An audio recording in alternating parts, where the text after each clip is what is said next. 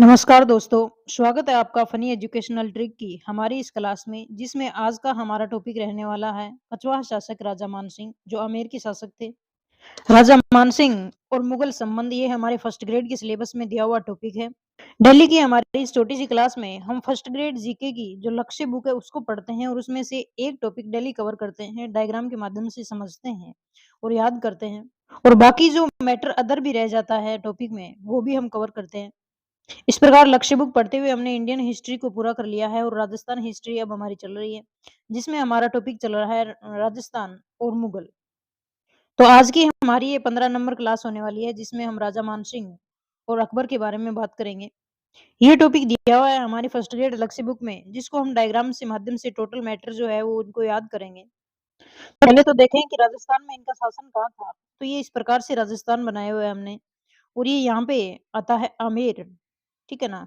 आमेर में कछवाहों का शासन चल रहा था और उस समय दिल्ली के शासक थे अकबर।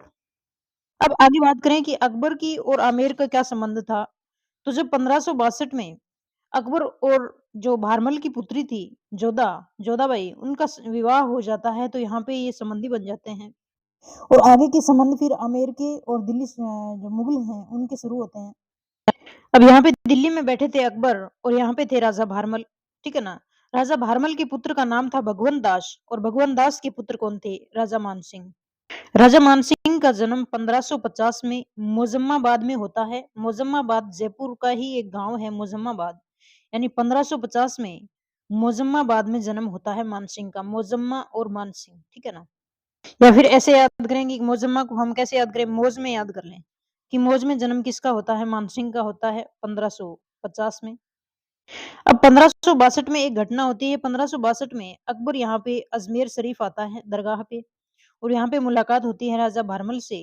भारमल से जो है वो अकबर के द्वारा संधि की जाती है संरक्षण देने के लिए और आमेर के पहले शासक थे भारमल, जिन्होंने अकबर की अधीनता स्वीकार की थी और वैवाहिक संबंध स्थापित किए थे और राजा भारमल है वो अकबर की और जोधाबाई की शादी कर देते हैं सांभर में 1562 में और राजा मानसिंह मुगलों की सेवा में चला जाते हैं अपने बुआ जो जोधाबाई है उनके साथ में मुगल दरबार में। यहाँ पे अकबर इन्हें फर्जंद कह के बुलाते हैं। फर्जंद का मतलब बेटा होता है या फिर मिर्जा राजा की उपाधि भी ये देते हैं, मिर्जा राजा मानसिंह। ठीक है ना? फर्जंद इनको अकबर के द्वारा कहा गया था। अकबर इनसे इतना प्रसन्न हुआ था कि इन्होंने सबसे ज्यादा जो मनसब दिए थे 7 हजारी सवार और जात का मनसब दिया था मानसिंह को। मुगल सेना में मानसिंह है वो 1562 से 1614 तक यानी मृत्यु तक अपनी सेवा देते हैं। अब एक बात आती है कि ऐसा क्या हुआ कि राजा भारमल को अपनी पुत्री का विवाह एक जो विरोधी शासक था उससे करना पड़ा यानी अकबर से करना पड़ा। तो उस टाइम पे मुगल सेना आकर राजस्थान में या फिर कहीं भी जो राजपूत शासन चल रहे थे, जो भी शासन चल रहा था, उन पे आक्रमण करती थी और लूट-पाट मचाती थी। ठीक है ना? तो उस टाइम पे भारमल के पास में और कोई सहयोग था नहीं और लड़ने का मुकाबला कर नहीं पा रहे थे। इसलिए इन्होंने वैवाहिक संबंध स्थापित करना ही उचित समझा। अब हम मानसिंह का जो काल है उसको 2 भागों में डिवाइड करते हैं। एक तो राजस्थान पे जो अभियान होते हैं और दूसरे पूरे भारत में अकबर की ओर से अभियान करता है मानसिंह, उनकी हम बात करेंगे। पहले हम राजस्थान में अभियान देखें राजा मानसिंह के, तो यहाँ पे अकबर और ये जो राजस्थान है हमारा इस प्रकार से, यहाँ पे सबसे पहले 1572 में गुजरात विजय भी मानसिंह के द्वारा की जाती है अकबर की ओर से, ठीक है ना? और 1589 में मानसिंह आमेर के शासक बन जाते हैं। लेकिन काम मुगलों के लिए ही करते हैं, 1589 में शासक बनते हैं। यहाँ पे 2 राज्य 2 जिले डूंगरपुर और बांसवाड़ा। डूंगरपुर के शासक थे आशकर्ण और बांसवाड़ा के शासक थे रावल प्रताप सिंह। इन्होंने दक्षिणी राजस्थान के ये 2 शासकों को अकबर की अधीनता स्वीकार करवाई थी। यानी इस प्रकार से अकबर मानसिंह को भेजता है कि या तो जो शासक हैं उनको अधीनता स्वीकार कराओ या फिर उन पे क्या करो, आक्रमण करके उन्हें अधीन करो, ठीक है ना?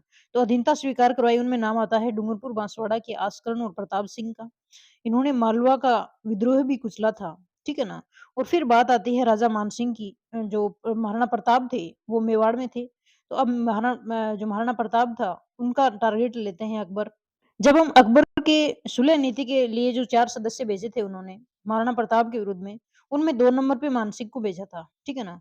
जून 1573 में मानसिंह जाते हैं महाराणा प्रताप को समझाने के लिए और अधीनता स्वीकार करने के लिए, लेकिन इनमें सुलह नहीं होती है। यानी यहाँ से ये जून 1573 में जाते हैं संधि करने के लिए और ये संधि विफल हो जाती है। अब अकबर 21 जून या फिर 18 जून 2 डेट आती है हल्दी घाटी युद्ध की। तो यहाँ पे हल्दी घाटी युद्ध होता है महाराणा प्रताप के विरुद्ध। तो ये इस प्रकार ये अभियान तो थे मानसिंह के राजस्थान के विरुद्ध डूंगरपुर बांसवाड़ा वाले, फिर इधर गुजरात में भी करते हैं और मालवा में भी, ठीक है ना? और ये हल्दी घाटी वाला युद्ध। आगे अभियान की बात करें कि भारत में कहाँ-कहाँ राजा मानसिंह ने विजय प्राप्त की थी। तो ये यहाँ पे दिल्ली में शासन अकबर का था, ठीक है ना? सबसे पहले जो उत्तर-पश्चिमी सीमांत है, जहाँ पे अफ़गान विद्रोही आते थे, ठीक है ना? उनको खदेड़ा था राजा मानसिंह ने, यानी अफ़गानों के विरुद्ध उत्तर-पश्चिम में अभियान किया था। फिर जो काबुल है यहाँ पे, काबुल में मिर्ज़ा हाकिम थे, तो मिर्ज़ा हाकिम पे आक्रमण करते हैं राजा मानसिंह और मिर्ज़ा हाकिम को खदेड़ते हैं। 1585 में अकबर यहाँ पे खुद आता है और राजा मानसिंह को सूबेदार नियुक्त करता है काबुल काबुल का। इस मैप में भी अगर हम देखें तो यहाँ पे दिल्ली, ठीक है ना? और ये काबुल और ये सीमांत प्रांत था उस टाइम पे, जहाँ पे अफ़गान विद्रोही आते थे।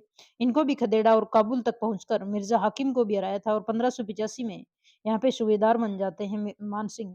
काबुल विजय के बाद में 2 वर्ष बाद मानसिंह पहुँचते हैं बिहार में और यहाँ पे 1587 में बिहार के सूबेदार बना दिए जाते हैं। बिहार को विजित कर लिया जाता है। बिहार के शासक थे राजा पूर्णमल, उनको हरा देते हैं 2 वर्ष के बाद में ही 1587 में बिहार अभियान रहता है।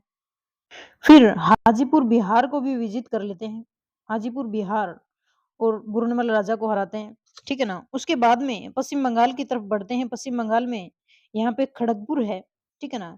खड़गपुर पे अपना शासन जमाते हैं। फिर पश्चिम बंगाल में 1594 में नई राजधानी राजमहल को बनाते हैं। यहाँ पे नई राजधानी बनाई जाती है पश्चिम बंगाल में और पश्चिम बंगाल में राजा मानसिंह द्वारा अकबर नगर बसाया जाता है। पश्चिम बंगाल के ही कूच बिहार में 1596 में राजा थे लक्ष्मी नारायण। कूच बिहार के राजा थे लक्ष्मी नारायण। उनको हरा के उनकी पुत्री से विवाह करते हैं, ठीक है ना? और फिर पश्चिम बंगाल के ही शासक थे राजा केदार। राजा केदार को हरा के वहाँ से शीला देवी की मूर्ति भी लाते हैं।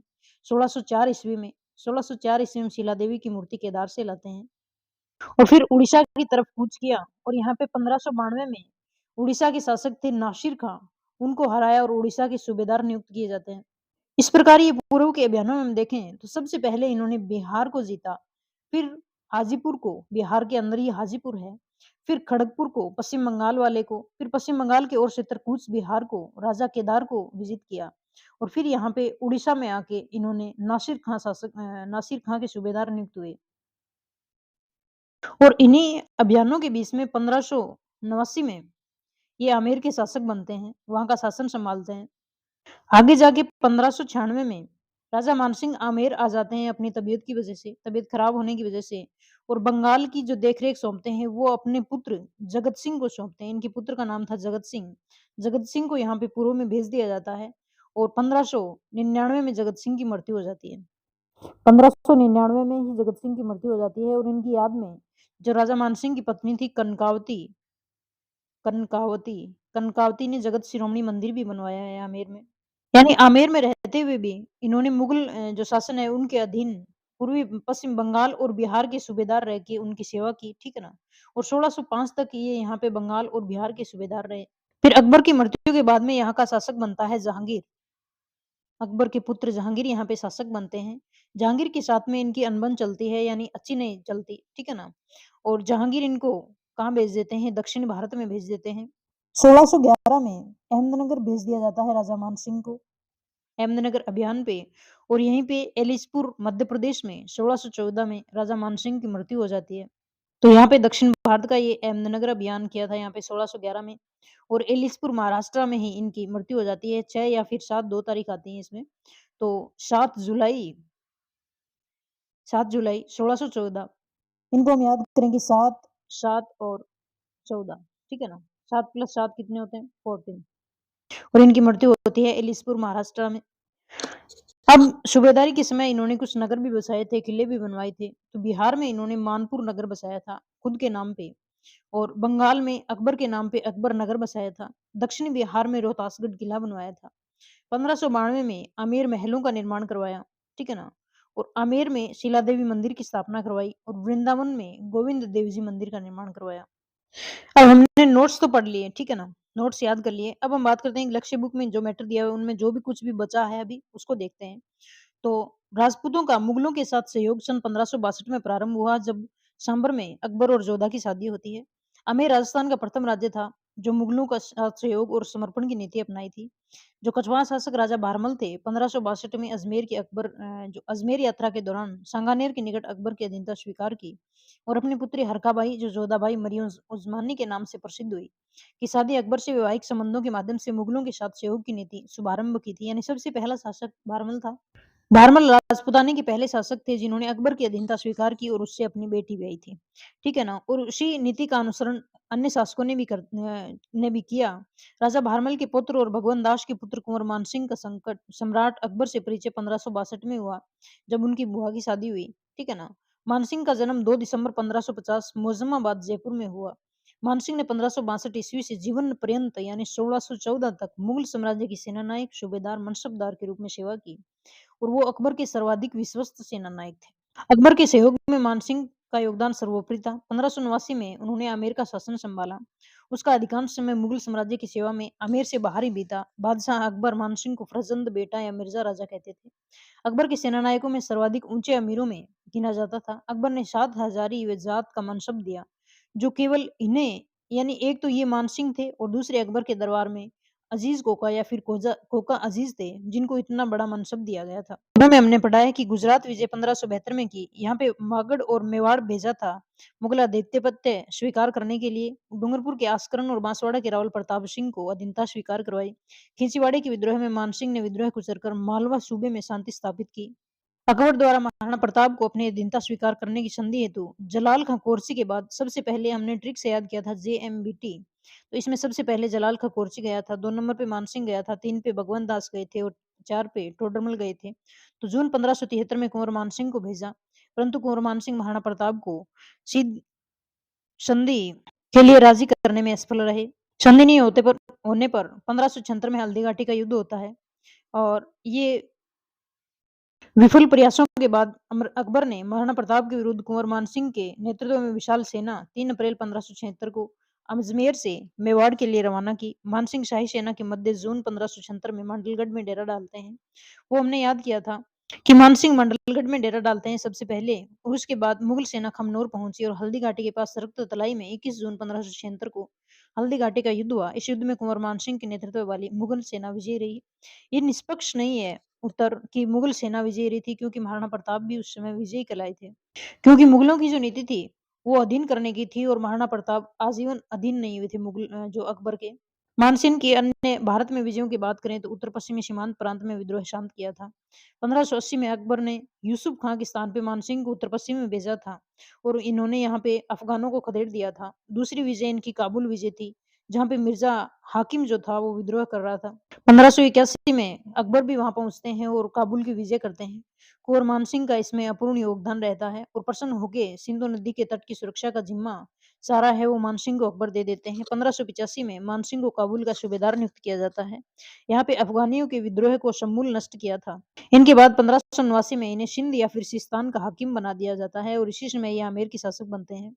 मानसिंह ने काबुल की सूबेदारी के दौरान वहां रास्ते में राहगीरों को लूटने वाले पठान डाकुओं को सजाएं दी और अमन चैन कायम किया था। 1585 में मिर्जा हकीम की मृत्यु हो जाने पर मानसिंह ने वहां के विद्रोहियों को दबाकर काबुल को मुगल शासन में सम्मिलित कर दिया था। यानी काबुल मुगल शासन में सम्मिलित 1585 में होता है। फिर 1587 में अभियान आता है बिहार का और यहाँ पे 1587 में अकबर द्वारा बिहार की सूबेदारी भी दी जाती है और गिद्धौर के राजा पूर्णमल को हराया जाता है बिहार में। उसके बाद खड़गपुर बिहार के संग्राम सिंह को हराया जाता है। इसके बाद शंभूपुरी के शहीदों और हाजीपुर के राजा गणपत की शक्ति का दमन किया। यहाँ पे ये बिहार के क्षेत्र हैं जो भी दिए हुए हैं। फिर बिहार के बाद में उड़ीसा अभियान आता है। 1592 में उड़ीसा के अफगान थे नासिर खां, उनको पराजित किया और उड़ीसा को मुगल साम्राज्य में बनाया और उड़ीसा के सूबेदार नियुक्त किए गए। फिर आता है बंगाल की बारी। 1594 में अकबर ने मानसिंह को बंगाल की सूबेदारी दी। यहाँ की राजधानी टड्डा से हराकर इन्होंने राजमहल की जो बंगाल में की। ठीक है ना? और यहाँ पे अकबर नगर जिसे राजमहल भी कहते हैं बसाया और राजधानी भी बनाया। 1596 में कूच बिहार के शासक थे लक्ष्मी नारायण को पराजित कर उन्होंने उनकी बहन अबला देवी से विवाह किया था। उनकी बहन थी अबला देवी, लक्ष्मी नारायण की बहन। इसके बाद में जो पूर्वी बंगाल है वहाँ पे राजा थे केदार, उनको पराजित किया और 1604 में शीला माता की मूर्ति लाए और आमेर के महलों में उन्हें लगाया था। ठीक है ना? इसके बाद में जो अफ़गानी विद्रोही थे, सरदार ईशा खां और सुलेमान खां के दुर्ग को तोड़ना और उनकी बस्तियों को उजाड़ना प्रारंभ किया था। 1596 में मानसिंह की तबीयत खराब हो गई और अपने पुत्र जगत सिंह को यहाँ पे नियुक्त किया और स्वयं अजमेर रहकर बंगाल का शासन चलाने का निर्णय लिया। 1599 में पुत्र जगत सिंह की मृत्यु हो जाती है और इसने अपने पुत्र महासिंह को बंगाल भेजा था। 1605 ईस्वी तक राजा मानसिंह बंगाल और बिहार के सूबेदार रहे थे। अकबर ने अपनी मृत्यु के कुछ समय पूर्व मानसिंह को 7 हज़ारी मनसब दिया था। शाही दरबार में इतना उच्च पद उस समय तक किसी हिंदू शासक को प्राप्त नहीं था। अकबर की मृत्यु के बाद मानसिंह का महत्व जहांगीर के समय कम हो गया। जहांगीर के समय आता है अहमदनगर अभियान। अकबर की मृत्यु के बाद में सम्राट जहांगीर के मानसिंह के संबंध अच्छे नहीं रहे थे। तो वह उसे कभी बंगाल तो कभी दक्षिण भारत भेजता रहा। 1611 में मानसिंह को सम्राट जहांगीर द्वारा दक्षिण में अहमदनगर अभियान पर भेजा गया और वहाँ रहते हुए 17 जुलाई 1614 को, ठीक है ना, यहाँ पे इलिसपुर में इनकी मृत्यु हो जाती है। इनकी पुस्तकों की बात करें तो राय मुरारी दास ने मानचित्र, मान प्रकाश, जगन्नाथ ने मानसिंह कीर्ति मुक्तावली की रचना की और इनके भाई जो माधव सिंह के आदर्श में आश्रय में पुंडरीक विठल ने राग चंद्रोदय, राग मंजरी, नर्तन निर्णय और धुनी प्रकाश आदि ग्रंथों की रचना की। बिहार की सूबेदारी के समय मानसिंह ने रोहतासगढ़ में भव्य महल बनवाए, बिहार में मानपुर और बंगाल में अकबर नगर। 1592 में आमेर महलों का निर्माण करवाया। मानसिंह ने वेंकटपुर और पटना में भवानी शंकर मंदिर का निर्माण करवाया। गया में महादेव मंदिर, आमेर में शीला देवी और वृंदावन में गोविंद देव जी का मंदिर। उनकी रानी कनकावती ने अपने पुत्र जगत सिंह की स्मृति में जगत शिरोमणि मंदिर बनवाया। राजा मानसिंह के बाद में उनके बड़े पुत्र जो जिनका देहांत हो चुका था, जगत सिंह के पुत्र महासिंह अजमेर की गद्दी के उत्तराधिकारी थे, परंतु बादशाह जहांगीर ने राजगद्दी का उत्तराधिकारी इसे न मानसिंह के पुत्र जो भाव सिंह थे, उनको जहांगीर की सेवा में था आमेर के शासन के वारिस के रूप में नियुक्त किया। जब मानसिंह के बाद में मिर्जा राजा भाव सिंह 1614 में आमेर के शासक बने। भाव सिंह अत्यंत शराबी था और अत्यंत शराब के सेवन से दिसंबर 1621 में इनकी मृत्यु हो जाती है। इनकी कोई पुत्र नहीं था। अतः महासिंह जो जगत सिंह के पुत्र थे, उनका पुत्र जयसिंह, मिर्जा राजा जयसिंह को अल्प अवस्था में यानी 11 वर्ष की अवस्था में ही आमेर का शासक बनाया जाता है।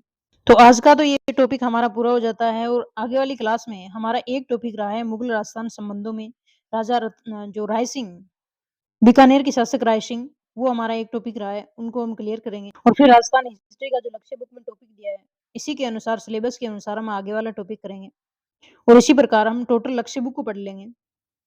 जय हिंद।